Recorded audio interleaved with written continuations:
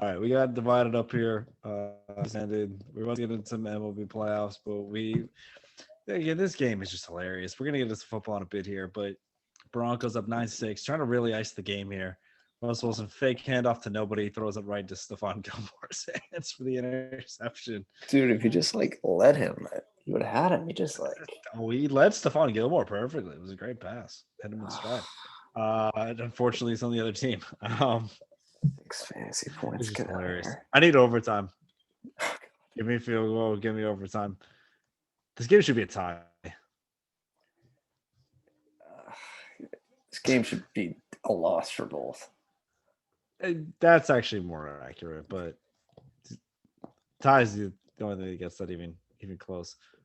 Oh my god, he threw a pick. That was a reception somehow. Anyway, gonna hit the 2-minute warning here. But yeah, we'll get into some baseball playoffs. We kind of wrapped up some regular season stuff there on the first part here. All right, so AL kind of went like we expected, right? We had some chalk there. Astros, Yankees. They faded. The Yankees faded a bit second half, but Astros, Yankees were going to be the clear cut top two. Someone was going to win the Central. I think Cleveland probably a bit surprising, but we figured obviously someone's going to win that division, right? And then Toronto, Seattle made a push. Tampa, AL relatively at least last month of the season went how we expected, right? Can you say that? Yeah. Leading into I'm something saying else. just more like the Guardians really like caught No, fire at the great end. push for them. And Yeah. yeah.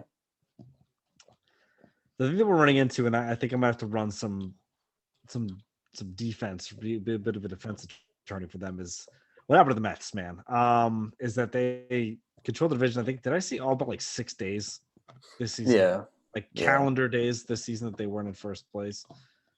I'm gonna be fair here. I don't think it was a choke because of how on the grand scheme, it wasn't a choke because of how good they were, right? They won over 100 games. Tough to not win your division winning over 100 games. I know we saw last year with the whole Giants and Dodgers thing. But that being said, you get 3 games at the end of the season. And you just got to win one.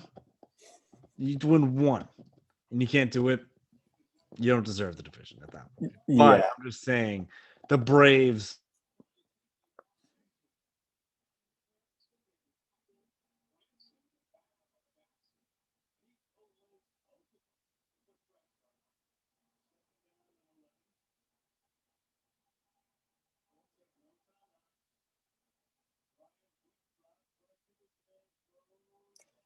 Not sure if this is recording right now for only me, but I'm just gonna echo the same thoughts that I it got you was now, sorry.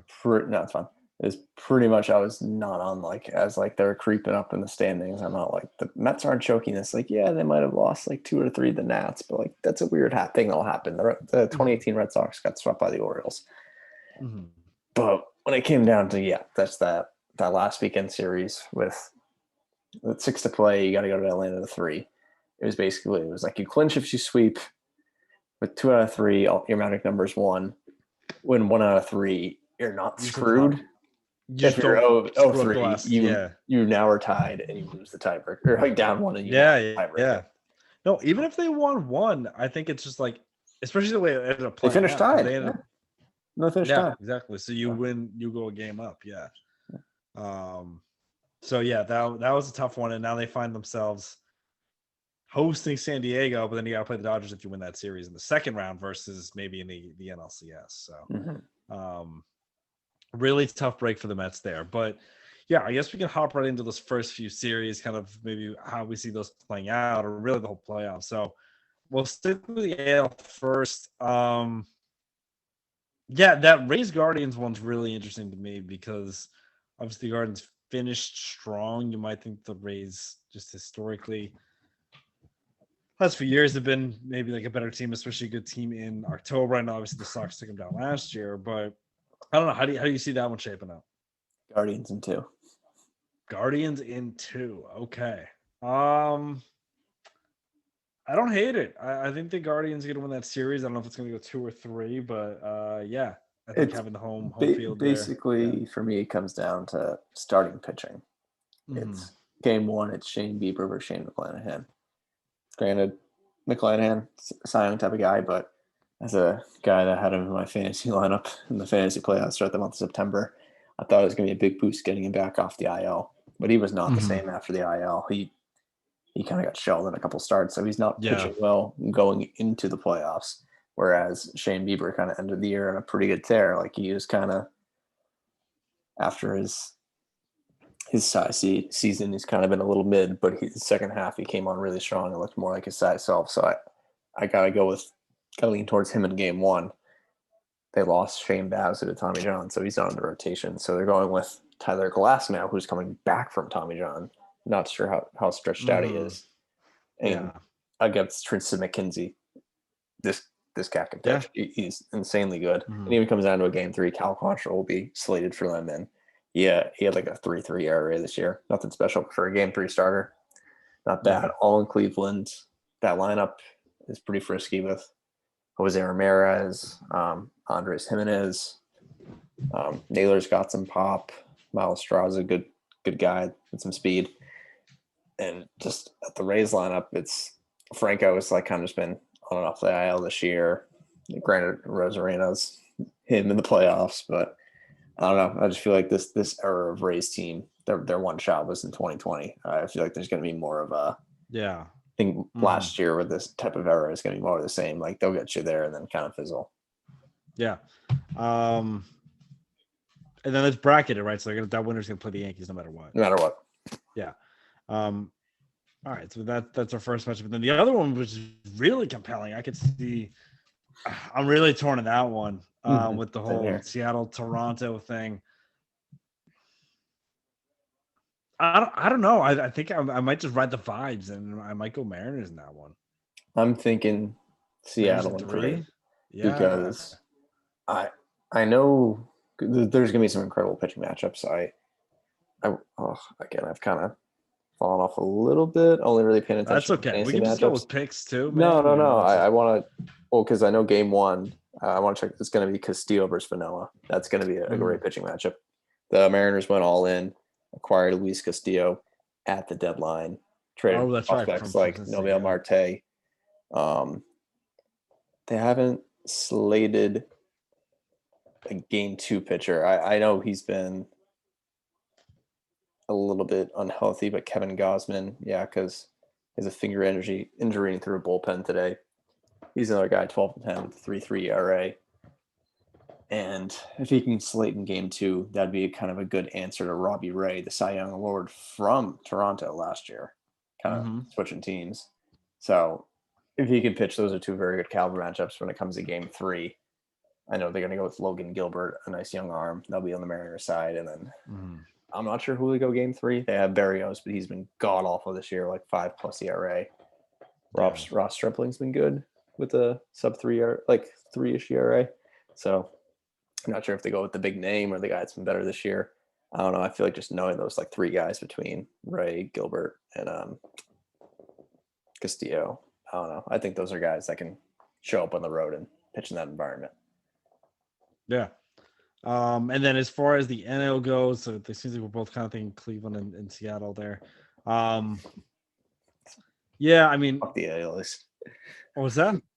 Yeah, AL East division. Yeah. No, we're not buying it. No, we're not bitter or anything. Yeah. I don't know. The other side, I think with the Mets are better than this. I think that they're going to at least win this series, get into the final 4 there, if you will, of the NL. I just think that you have Scherzer, DeGrom, the top of that. You have batting champ Jeff McNeil in there. You have the whole lineup. They've been good all year. Again, they had cooled off a bit down the stretch. Obviously, didn't have a good series versus Atlanta. Really a bad series altogether. But at the end of the day, I think they're a strong team in the NL, and I think they'll take care of Fernando Tatis-less San Diego Padres team and win that one. I might go 2 on that one for the Mets.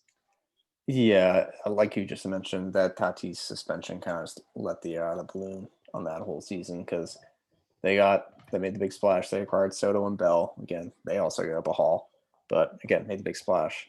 Kind of just being like, okay, we're gear up, get our footing right, we'll get Tatis back, and then that lineup gets dangerous with Machado. Will probably be like a top 3 MVP guy on top of Soto, which I will die on a hill. He'll win an MVP one day. Yeah. But again, once he didn't come back, but that kind of like makes that lineup lose a lot of pop. Like, Yeah. of course, you got Soto, Bell. Bell wasn't really the same since the trade either. And then like Cronenworth's an all-star, but like outside of that top four, really kind of dips down. So they only really played close to like only a little bit above 500 baseball after the trade. I guess the only thing that would give them hope is they do have the arms to kind of go up against Scherzer, DeGrom in game two with Darvish and Musgrove.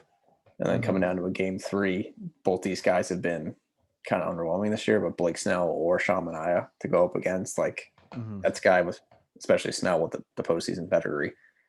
So that's just a team you can talk yourself into because they have the names in the lineup that have been there, done there, like Soto and Machado. That's true. Yeah, yeah. It's just kind of like, but I agree. My pick will be most likely the Mets just because they really the Padres kind of really petered off down the stretch, and even the Mets kind of did, but they still won 100 games. Yeah, yeah. Finished the year with some pretty decent vibes, like almost winning. Outside of that, like they bounced back okay. I mean, I know they're playing the Nationals, but they played some good ball after the sweep. So yeah. Long story short, I'll probably go Mets, and I'll say 3. All right, and then finally, Phillies Cardinals. So obviously, the winner of the Mets, Padres play the Dodgers. Winners of Phillies Cardinals will play the Braves. I actually am a big fan of this Phillies team. Like I said, I like a lot about it, but I think again, mentioning again our guy Coley, he was talking about this seems like a weird Cardinals year, and I kind of agree with him. At least being at home in the wild card series. I think the Phillies will put up a fight. It might go Cards 3 in this one, just because I think the Phillies might be able to steal one. But at the end of the day, I think the Cards are going to come home with this. You have the Goldschmidt Arenado combo, just something about all the 3 of those guys in their last year. Pujols, Molina, Wainwright. It just seems like they're going to at least win one series here, and that's why I think I like the Cards in the first series here. Yeah, because I mean, the Phillies they do have those arms, those names going games 1 and 2 with Wheeler and Nola. Going up against, I mean, the Cardinals are only throwing out Jose Quintana and Miles Mikolas. So, like, when it comes down to the names in the top first 2 games, you kind of want to be offensive, lead there. But again, when you have the top two guys in MVP voting in the lineup, as well as some young studs, some guys with October, and then the old heads with some October experience too. So, I mean, I think I'm going to go Cardinals in 3 because I see that it's going to go out this way. I think Cardinals in game 1, and then the pop is going to come in. There's going to be a big home run by either Schwarber or like Castellanos or something, just kind of steal one game on the road. And then it's going to be game 3. There's no one slated yet. They're going to turn to Waino. Waino's going to throw like 7 shutout innings, and they're going to win the game 1-0 on like a Pujols home run. Can I ask a stupid question? Why are people leaving a 9-1 game? Yeah, it's a tie game. Let's go to overtime. Why are these Miami Heat, Denver Bronco fans leaving the game? I think it might be the opposite. I think they're like, if I don't leave now, I'm going to run on the field and strangle Nathaniel Hackett. I don't know. So yeah, 9-9 game. Looks like Russ Wilson's about to take a knee here, and we'll head to overtime with this game that everyone needed more of. I give a real degenerate thought. And if you bet the first score touchdown in this game going into overtime, like you got it. Yeah, I got a shot. Yeah, that's true. Yeah.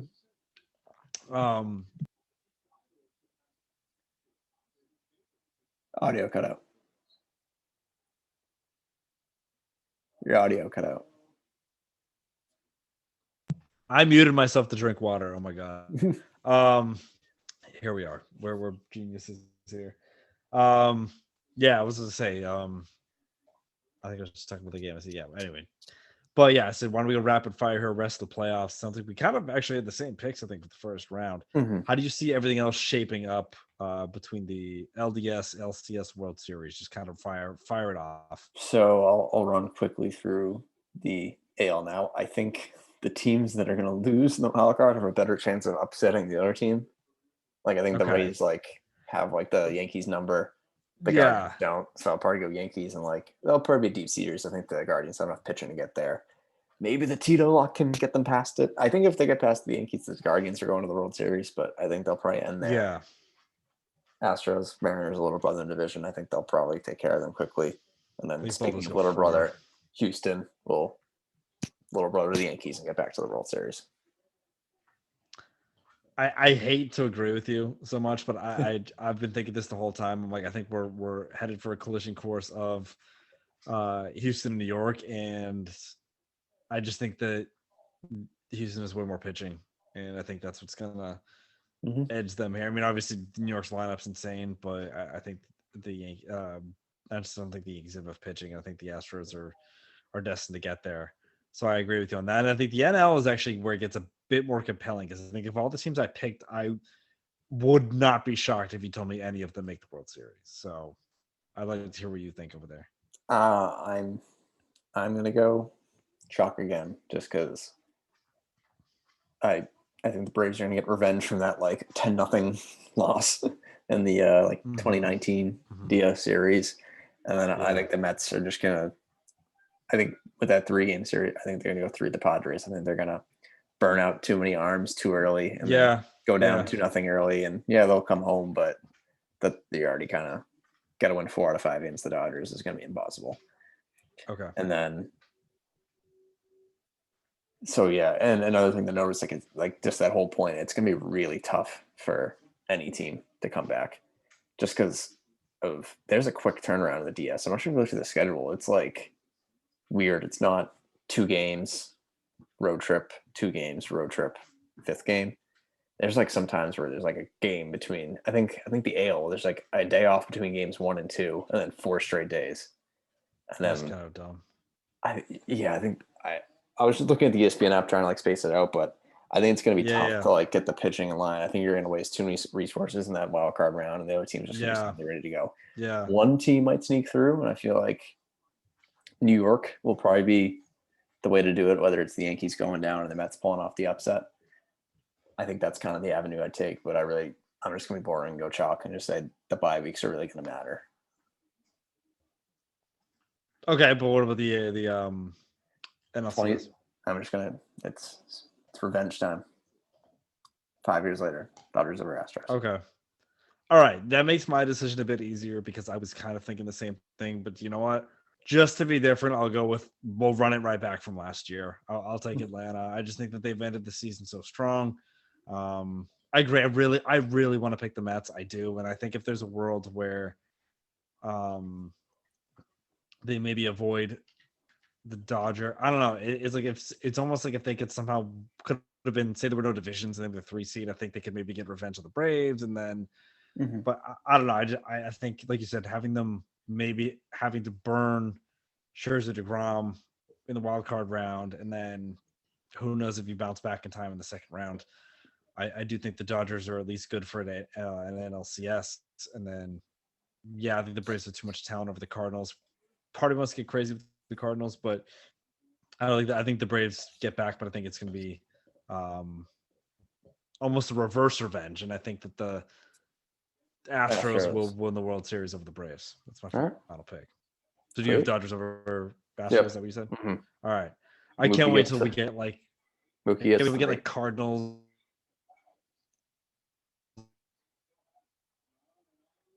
Guardians here. Very funny. Sorry if I cut out there. I was like Cardinals, Guardians. Yeah. What? He said. Yeah. Phillies, Rays, get a nice 08 08 matchup. Teams that are all right. We'll see though. We have a full slate tomorrow. I'm excited about it. Throw that on the side screen while I'm working. So definitely pumped about that.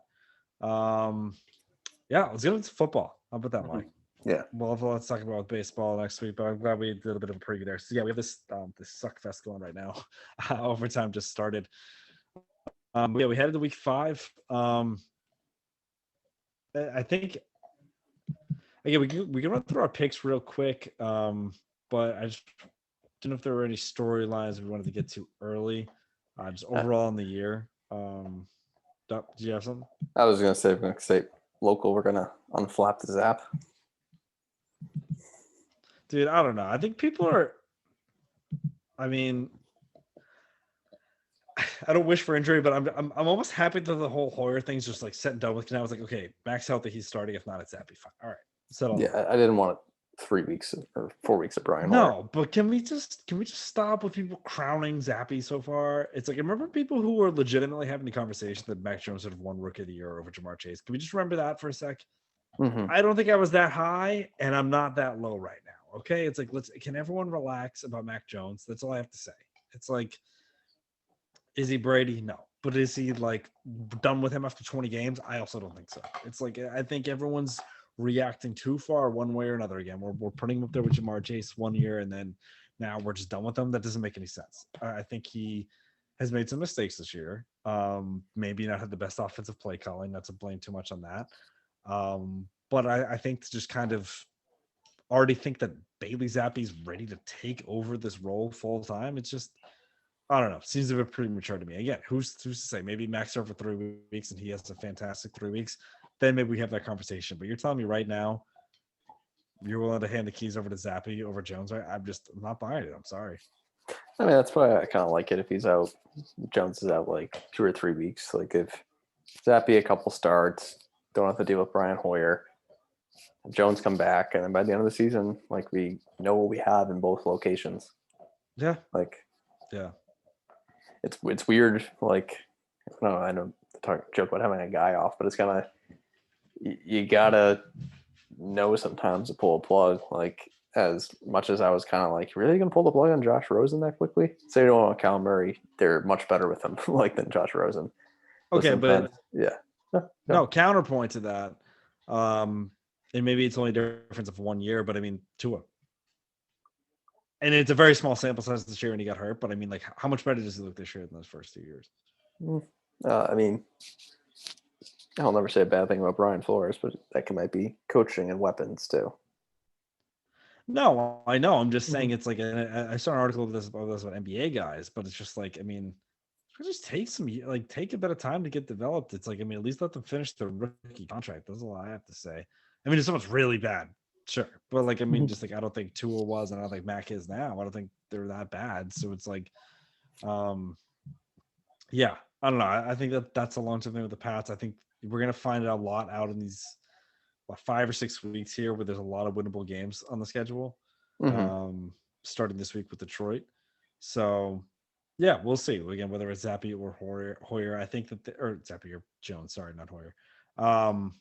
That there's some spots here to win some games, and that's for sure. And it's gonna be a big difference to see if they're competitive down the stretch or if it's just, we're gonna see how close to top 10 we're getting for a draft pick. So yeah, I don't think a lot to see. They obviously had a tight game in Green Bay this week, a winnable game that I think the coaching staff really got too conservative on. Again, insanely. No matter what you think about Bailey Zappi, I think you like to see him get a shot, not just be like 3rd and 8 after 2 runs up the middle. It's like, I don't know. Again, I was dual watching a couple things at the time, but it just seemed to be like the case there. So. Well, I think the one thing that stuck out, I think it was he crossed midfield in overtime.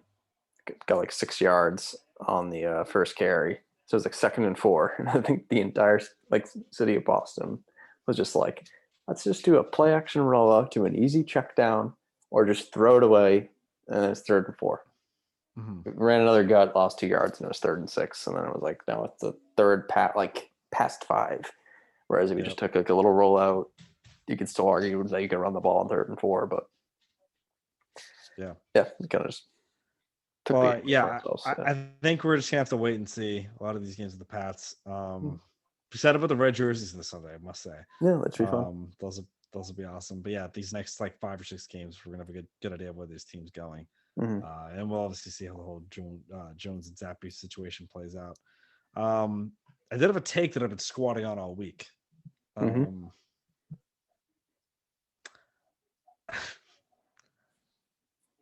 I think the Falcons could win the NFC South. Cut is fine.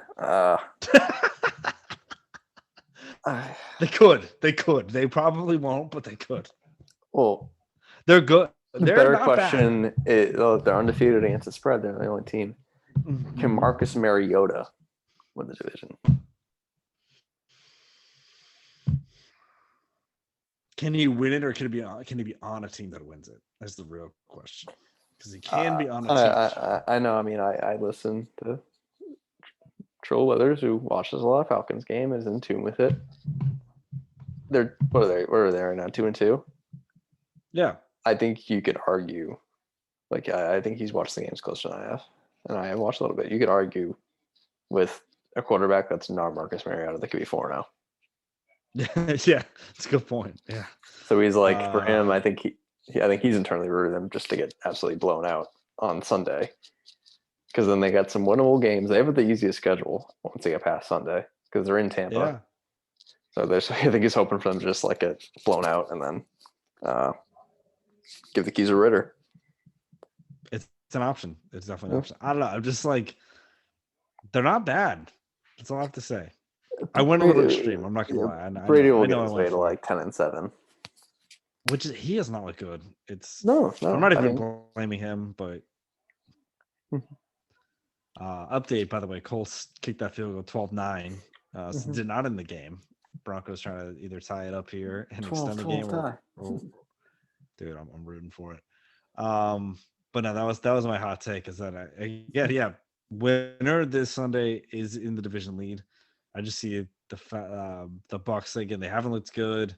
Now I know Cole Beasley came and left already. But again, they've obviously had a lot of injuries, so I'm sure they'll recover. But I remember watching that Packers Bucks game, and I'm like, wow. Well, this also leads to Mike's column that he's working on, which is NFL. Every NFL team stinks. Jerry Jeudy. Mm-hmm.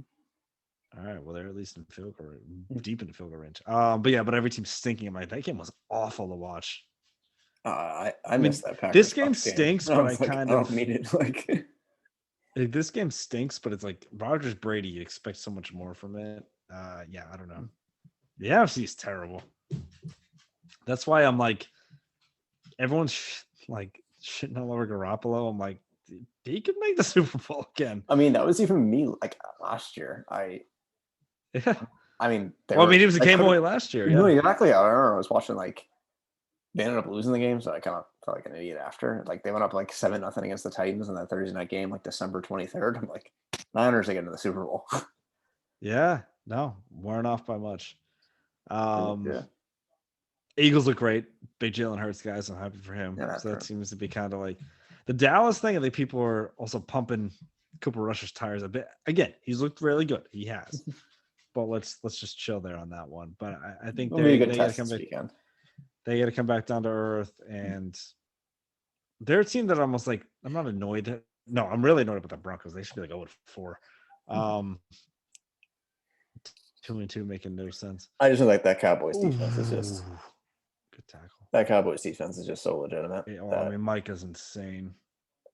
Diggs. Even like Diggs was a little bit like last year. If you watch his tape, he led the league in interceptions, but it was like if he didn't pick off all his get torch, but he's playing very well this year. Like he's getting a couple picks and like is locking down guys. So that definitely helps. So just the defense has been like, as long as they have a competent offense, and Rush has been competent. So the other question is who's going to win. I don't know if that's still up there, but that whole bet big that's been talking about with the Titans, like plus money to win the AFC South. I think that's like almost a lock. Like they are not good, but I don't know. They seem to be. I still think the best team in that division. I mean, it was. I thought after week 2, I'm like the Jags are going to win this division at 7-10. What? Wait. What? Why are they? What are they doing? Hackett wants to win. He doesn't want to tie. Oh, sack them so bad. You deserve. Okay, timeout. Yeah, kick a field goal, idiot. Oh, Colts called timeout. Oh, they're gonna go for it again. Oh, I need them to lose this game so bad. That's so stupid. I mean, I guess I kind of get it. You're pretty much paying for a tie, but yeah. Was it the Funk Man up in the booth there? What? Jerry Rosberg looks like the Funk Man. Jim Murray, is this asshole really not going to kick it? It's so accurate. Oh my god. Jesus. All right, I want to get to our picks. We can just really rapid fire those, but I kind of need to see what happens here though, as we're getting the clock ticking again here, Mike. We're gonna have to figure something out for. We're gone for a year. We don't know how Zoom works anymore. Yeah, you should be fine 2-2, but Ari's back in school. Maybe I can try to Yeah, put what something the there. hell? There's only two of us. Yeah. Or yeah, we'll figure out something new. So we'll probably have to keep. We'll watch this play, then do some rapid fire picks. Maybe touch on some college football. All We right. call it. All right. Yeah. Okay. Some bad radio here. Oh my god. There's another timeout. Okay, let's just start. So I got the Jesus, CBS I app can out. wait. Should we? Okay. So tonight Yeah, both we pick the might need to adjust Broncos. these. We have to adjust these lines. I do have a spreadsheet in front of me just to record our picks. We can mess the lines if we need. Giants at Green Bay in London. I have Packers 8-point favorites. CBS is 7.5, but I've also seen 8, so I'm fine with 8. I might go with the G-men. I'm going with the Packers only because I saw a stat that there's been 7 games in London where there's been a spread over a touchdown, and all 7 times the favorite won. Okay, I don't hate it. Pittsburgh and Buffalo. Is it a 2 touchdown? 14. I have 13.5, but Buffalo. Jeez. All right, whatever. I will also take Buffalo. I don't know. The Packers have just been so not impressive. To go back to that game, just so not impressive for me. I'm like, whatever. Yeah. All right.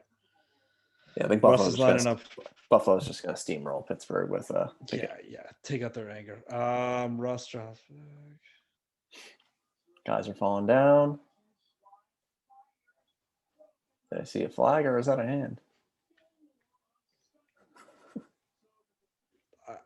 You caught up? Yeah. What a stupid team. I'm so happy. They deserve to lose this game. This guy's an idiot. He deserves to get fired right now. Well, for me, I'm like, okay. And I don't think Frank Reich is fantastic, but it's like he looks so much smarter than his doofus. Yeah, well, the thing I like about him is that he likes Austin Powers. I have Russ in the league. He had like 7 fantasy points. I'm like, okay, I'm either going to finish with like 13, which is okay, or they're going to lose. Or he can laugh at this team. Yeah, exactly. LA Chargers 2.5. Do you have 2.5? I'm gonna change these. Yep. What do you like there? Chargers.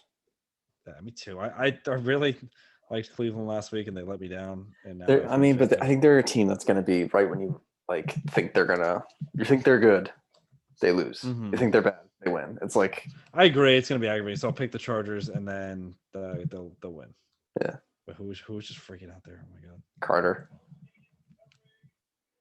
Okay, LA Chargers.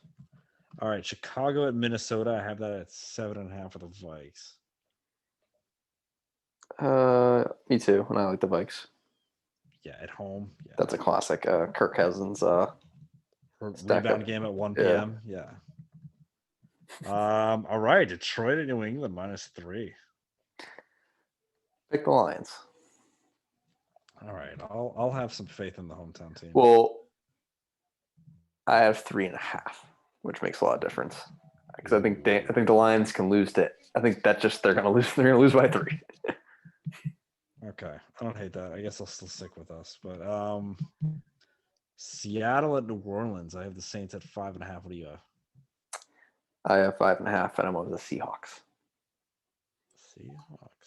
What's the Jameis injury update? I think he's back.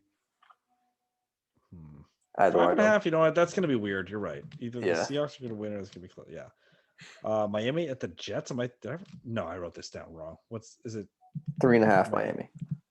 Yeah, I wrote that next to the Jets. That's a mistake. They just got lazy at the end. I was like, kept putting it at the end. I think that's even with Teddy. I think that's still Miami.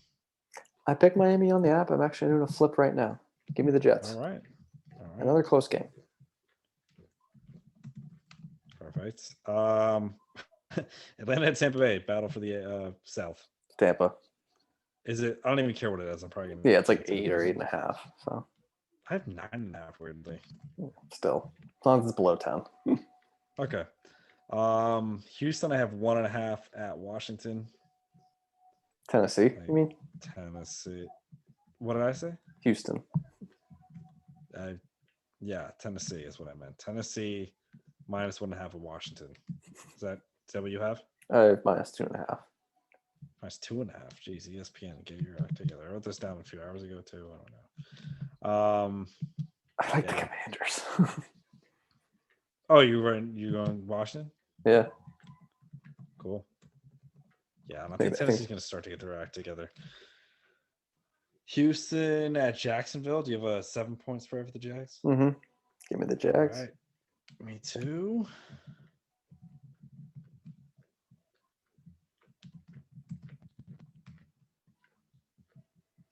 Let's see. All right. I got San Francisco 6.5 by Carolina. Is that what you have? And I took the Niners. Yep.